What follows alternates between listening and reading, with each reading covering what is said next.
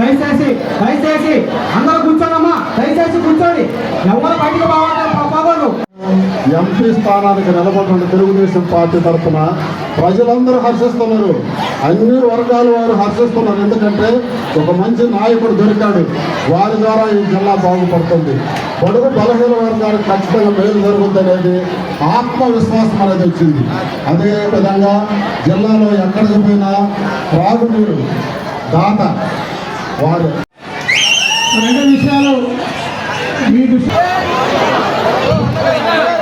ఒకసారి నాయకత్వం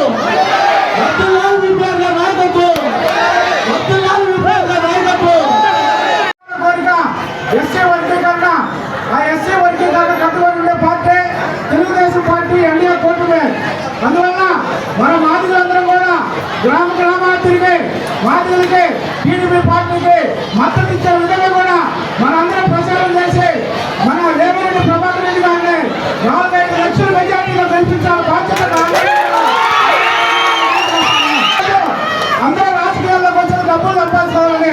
కానీ మన రేవంత్ ప్రభాకర్ రెడ్డి గారు ఉండే డబ్బు పేదల కోసం పంచిపెట్టే విధంగా రాజకీయాల్లోకి రాకముందే 2 లక్షల రూపాయలు ఖర్చు పెట్టి గ్రామాల వాటర్ ట్యాంకులు పెట్టి అనేక ఊర్లలో దేవాలయాలు కట్టించి ఈరోజు అన్ని గ్రామాల్లో కూడా ఏ ఊర్లో మారు ఊరు పల్లి ఊళ్ళో కూడా ఈపీఆర్ గారు వాటర్ ట్యాంక్ ఉంటుంది. ఆ ఊర్లో ఏమీ లేకపోయినా ఆ ఊర్లో ఈపీఆర్ గారు వాటర్ ట్యాంక్ సురక్షితమైన నీరు అందిస్తున్న విధంగా ఈరోజు రేవంత్ ప్రభాకర్ రెడ్డి గారు ఈరోజు ముందు వరుసలో ఉండడం నేను తెలియజేస్తాను.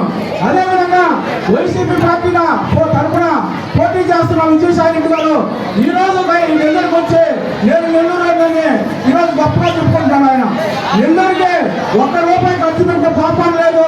ఈరోజు నెల్లూరు నుంచి కూడా ఆయన కలవటానికి పోయినా కూడా నెల్లూరు విధంగా ఫిట్టర్గా మాట్లాడిన సందర్భాలు ఎన్నో ఉన్నాయని మనం తెలియజేసుకుంటున్నాం.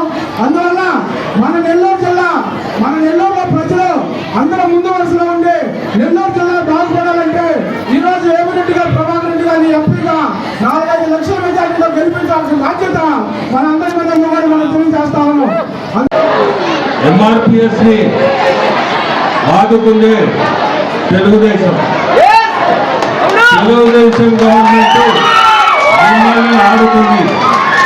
మీరు 2014-19 వరకు మీకు తెలుసో తెలీదో మిమ్మల్ని తెలుగుదేశం గవర్నమెంట్ ఆదుకుంది.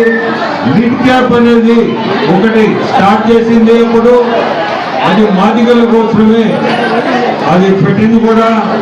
అది లెదర్ ఇండస్ట్రీ డెవలప్మెంట్ కార్పొరేషన్ అని పెట్టి ఆంధ్రప్రదేశ్లో మాదిగలని స్పెషల్గా చేసింది. దాన్ని ఈ ప్రభుత్వం వచ్చి ఆ లిడ్ క్యాప్ అనేది లేకుండా చేసింది. దాన్ని మీకు అనుకూలంగా మీకు అన్ని విధాల సహకరించే తెలుగుదేశం గవర్నమెంట్ చేసిన పని.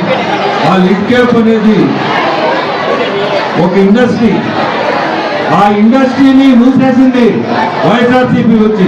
స్టార్ట్ చేస్తాం, లెదర్ ఇండస్ట్రీ స్టార్ట్ అవుతుంది, యువతలోకి ఉద్యోగాలు దొరుకుతాయి. మీ అందరికీ నేను కోరుకునేది ఒకటే, తెలుగుదేశం గవర్నమెంట్ వస్తే మాదిగలకి మంచి కాలం, మంచి రోజులు. తెలుగుదేశం గవర్నమెంట్ తోటి అభివృద్ధి అనేది మన చంద్రబాబు నాయుడు మనం ముఖ్యమంత్రిగా చేసుకుంటే అభివృద్ధి అనేది జరుగుతుంది తప్పకుండా. అభివృద్ధి అంటే ఈ రోజు పరిస్థితిలో మనం చూసే పరిస్థితి లేదు. ఇక్కడ ఆర్థికంగా మనం ఉండే ఇబ్బందుల్లో అభివృద్ధి అనేది కనపడటం లేదు. మనం ఈరోజు ఎన్డీఏ ప్రభుత్వంలో మనం ఆ కూటమిలో మనం భాగంగా ఉన్నాం కాబట్టి ఆర్థికంగా రేపు వచ్చేది మోడీ గవర్నమెంటే ఢిల్లీలో. సో మనం భాగస్వామ్యంగా ఉన్నాం కాబట్టి ఆర్థికంగా మనకి ఆ సపోర్ట్ ఉంటుంది. ఈ ఆర్థిక ఇబ్బందులు కూడా మనం ఎదుర్కోగలుగుతాము. మాదిగలకి కూడా మంచి ఫ్యూచర్ ఉంటుంది. మెయిన్ యువత ఈరోజు చాలా ఇబ్బందులు పడుతున్నారు. ఉద్యోగాలు లేక, రకరకాలు పనులు లేక అటువంటిది తప్పకుండా కూడా మీకు జరగదు. తెలుగుదేశం గవర్నమెంట్ లో బాలికల్ని చాలా అద్భుతంగా కూడా చూసుకో ఉన్నారు. మీరందరూ ఒకటి గుర్తుపెట్టుకోవాలా, ప్రతి ఒక్కరూ తెలుగుదేశం గవర్నమెంట్ ని రప్పించుకునే దానికి మీరందరూ ప్రయత్నం చేయండి. ప్రతి ఒక్కరు కూడా సైకిల్ గుర్తుకేసి ప్రతి ఒక్క అభ్యర్థిని, జిల్లాలో ప్రతి ఒక్క అభ్యర్థిని గెలిపించే బాధ్యత మీ అందరిది. మీ అందరి బాధ్యత తీసుకొని సైకిల్ గుర్తుకేసి గెలిపించాలా. మీరు ముందుకు మంచి రోజులు కూడా చూస్తారు. అంటే నన్ను ఎంపీ అభ్యర్థిగా, నెల్లూరు పార్లమెంట్ నుంచి ఎంపీ అభ్యర్థిగా వేమిరెడ్డి ప్రభాకర్ రెడ్డి అనే నేను మీ అందరూ సైకిల్ గుర్తుకేసి గెలిపించాలని కోరుకుంటున్నాను. ఈరోజు మీ అందరినీ చూడడం చాలా సంతోషం. ఇటువంటి ఆత్మీయ సభ మనం గెలిచిన తర్వాత పెట్టిస్తాం. అప్పుడు